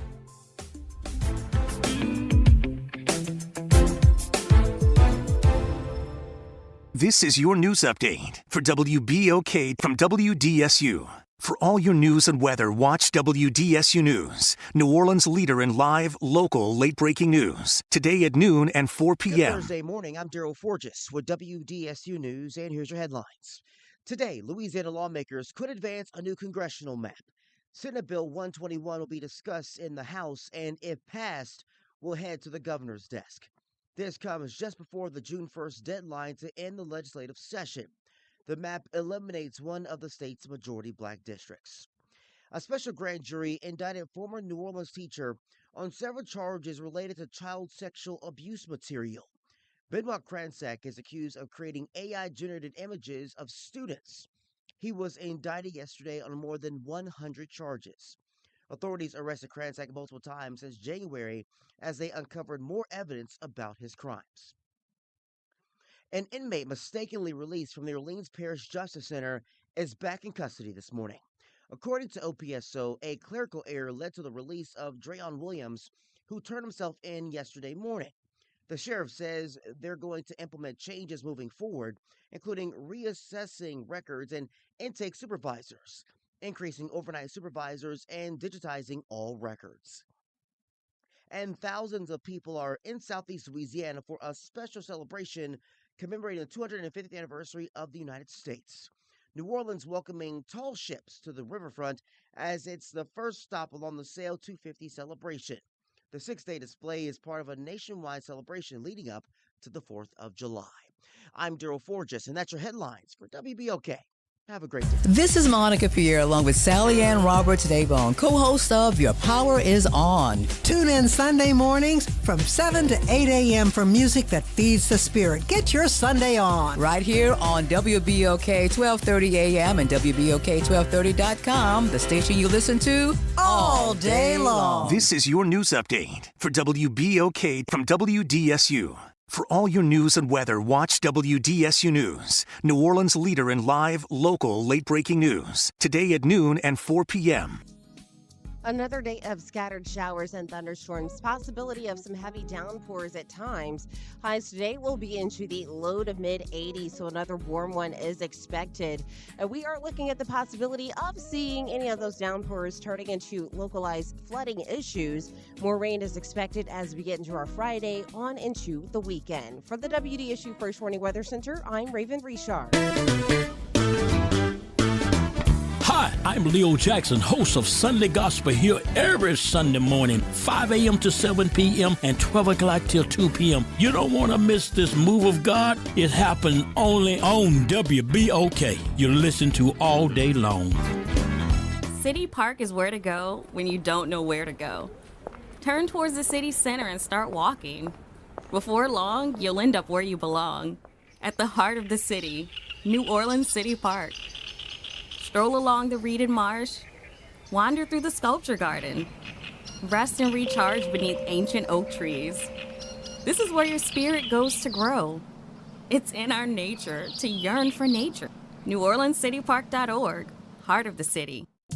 Well, saints of God, this is Pastor David Impartan Sr. coming to you over the airways of WBOK, your favorite host of Change Your Water, Change Your Mind. Want to invite you to our show every Saturday from 1 o'clock to 2 o'clock p.m. That's Change Your Water, Change Your Mind. Want you to invite your family and friends to a broadcast that's designed to change your life, the way you think, the way you act, and what you eat. We want you to tune in every Saturday at 1 o'clock, WBOK, 1230 a.m. See you on Saturday.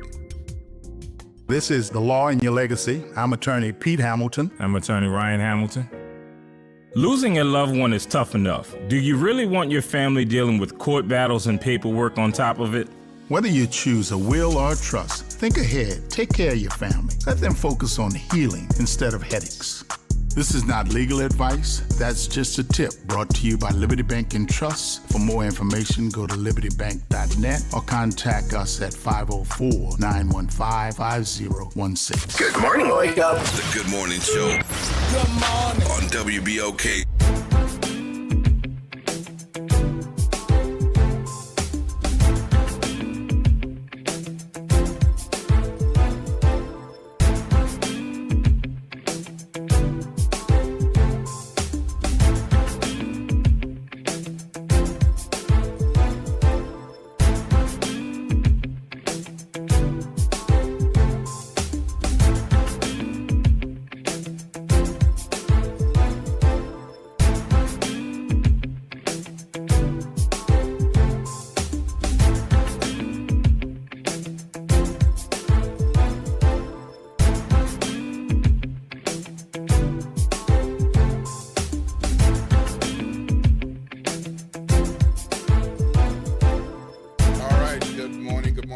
Good morning, New Orleans, and welcome back to the Good Morning Show. I'm Will Sutton here with Eddie Francis. It's 8:49 a.m. That means you got 1 minute if you need to be somewhere at 8:50 to be 10 minutes ahead of your 9 a.m. appointment.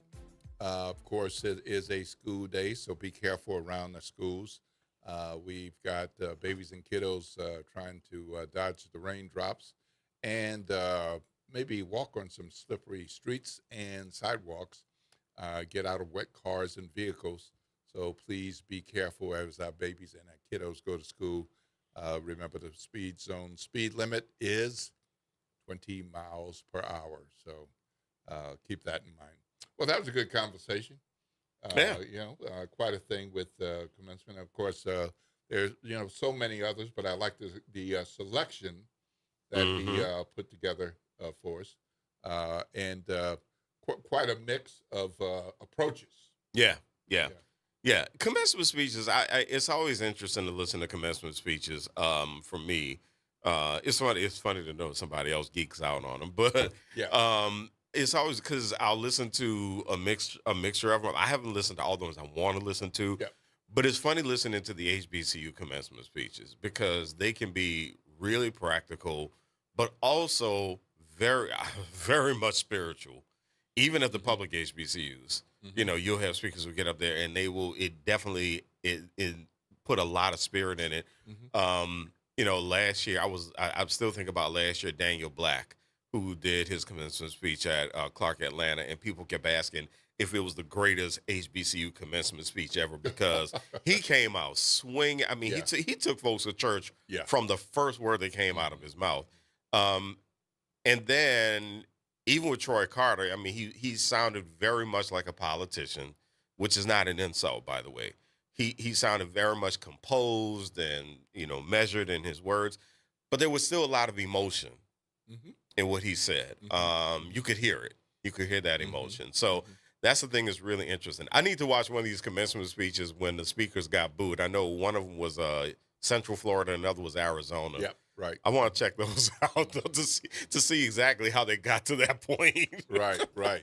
And speaking of Troy Carter, normally it's Troy Carter Thursdays on Good Morning Show, but the congressman is not available this morning. He's got quite a bit going on with, well, you know what's in the news. So he's got quite a bit going on. So we'll look forward to having him join us again next week. Meanwhile, there are a number of things that are in the news. You heard Blake Patterson from the Times-Picayune yesterday talking about what's going on with the RTA and the new board, the Helena Moreno appointed board members taking action to move on from the CEO, Lona Hankins.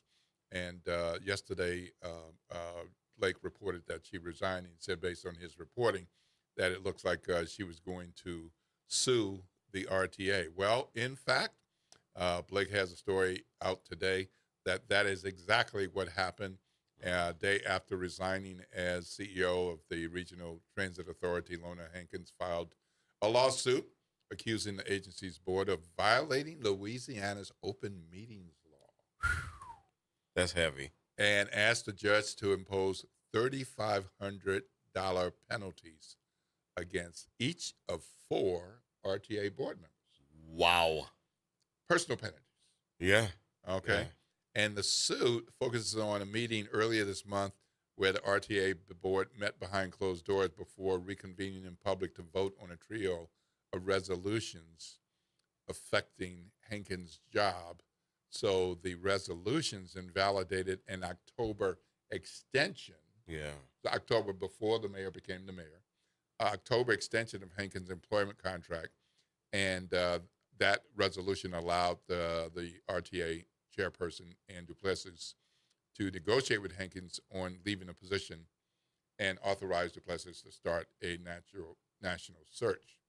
Well, Hankins says, well, you were doing these things against the law.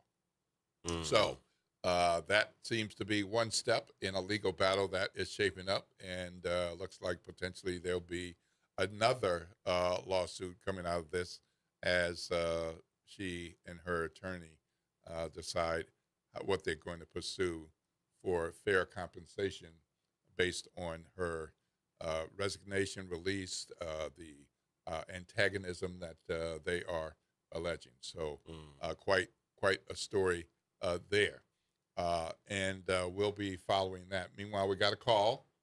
Good morning, Aaron. You're on with Will Sutton and Eddie Francis. How are you, my brother? I'm doing good, my brothers. How y'all doing this morning? Fabulous. Doing well. Hope you are. Yeah, you're right. First, you already know. Shouts out to the Fatherhood Roundtable, as well as the Huey P. Newton Gun Club. Amen. I just want to say, first of all, I encourage everybody to, go out there to the Capitol and things, and do, what y'all have to do, and stuff like that. However, one thing that we need to pay attention to is that, I understand that these leaders, they are under, our leaders, our black leaders, they under attack. And their seats are under attack because we as a community have been under attack. This is nothing new when it comes to us, you dig? But what I'm saying is that, it's crazy how, now we are the center of attention. But then when we had these black leaders, and listen, don't get me wrong. I understand what the other side is going to do. We all are clear on that. So let me get that out the way. Because some people be saying I'm always attacking them and not attacking the other side. We already know what they're going to do. You dig? Mm-hmm. But I'm black first before anything. You dig? So anyway, I appreciate that. When we needed them to do specific things for us, it was always this inclusive talk. Oh, America is not this. America, it can't be, can't do nothing specifically for black people and this, right, that. But now, they want all of us black people to take and rally around them, to save their spot. But when it was time for them to do specific things for us, America doesn't work like that. Or we can't do this. So it's mighty funny when the rabbit has the gun. Basically, is what I'm saying. And this is kind of crazy. This is what Malcolm was talking about when he said the chicken's going to be coming home to roost, because see, a lot of the people that we gave power to, they sold us up the river too long time ago. Because when you look at their campaign finance report, because again, we only been taught to go down there and push the button of a vote for our specific candidates, while the other side have been paying for the candidates that we go up there and get elected. You dig? Mm-hmm. So when they get in those seats, we are not their first priority, which is why when there's things that we need essential to the community, and I'm not talking about the community in which what they be talking about. I'm talking about the people that's actually inside of the community. Y'all know what I'm talking about. Yep. You dig? Mm-hmm. It was always this, you gotta play the long game. You gotta wait. I can't do this right now, but get me reelected, then I'm gonna do it. And then when we get you reelected, you get out of office. And then you'll be saying, well, I wish I could have done this, when you had the opportunity to do it while you was in a seat. Mm-hmm. One thing, when you sit back and look at the Republican Party, all those people that's afraid to stand up there and tell the orange man something is because they have a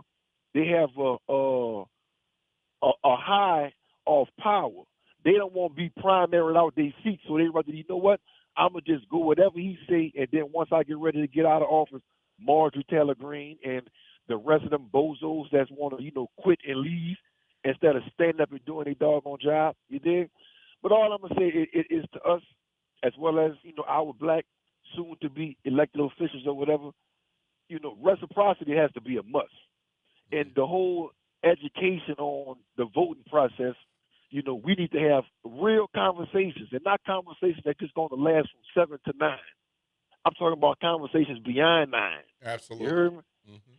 And that's the only way we're going to get to where we need to get at. Because all this, keep on doing the same thing, expecting a different result, I believe we all know what's the actual name of that. You heard? All right. Yeah. So, man, I love y'all, man. Keep doing what y'all doing. Peace. All right. All right, man. Thanks as always. Lord's blessing. Have a fabulous day.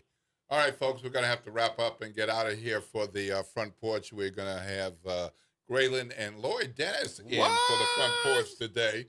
So that's going to be a good show. Want to remind you all that the redistricting hearing is scheduled for 9 a.m. today in Baton Rouge at the state capitol. Don't worry about being on time for 9. We heard from Cree Matlock that anytime you can come today is going to be a good time. Don't forget the recall petition on today, Thursday. There's a recall opportunity from 4 to 6 in Hammond. There's a recall opportunity at another location in Hammond from 2 to 4. 4999 Burgundy Street, 3 p.m. to 7 p.m. today. Lafayette Consolidated Government First Floor Conference Room in Lafayette, 6:30 to 8:30. And Amatos Park in Lutcher, 11 to 3. You can get more specific information about that on LouisianaDeservesBetter.com. That's the website. There are more places for today, tomorrow, and the weekend. So keep that in mind. And if you see if that's something that you want to do, you can sign 1, 2, or 3 of the petitions, the governor, attorney general, and the mayor of Baton Rouge. Of course, you have to be registered to vote for officially signing any of those. Make sure you sign an official certified recall petition. All right, this is Will Sutton and Eddie Francis wrapping it up for the Good Morning Show. Up next is the Front Porch. And then we've got Tavis Smiley and the reality check with G-Man, Gerard Stevens, later this afternoon. This is WBOK 1230 AM, what New Orleans is talking about all day long.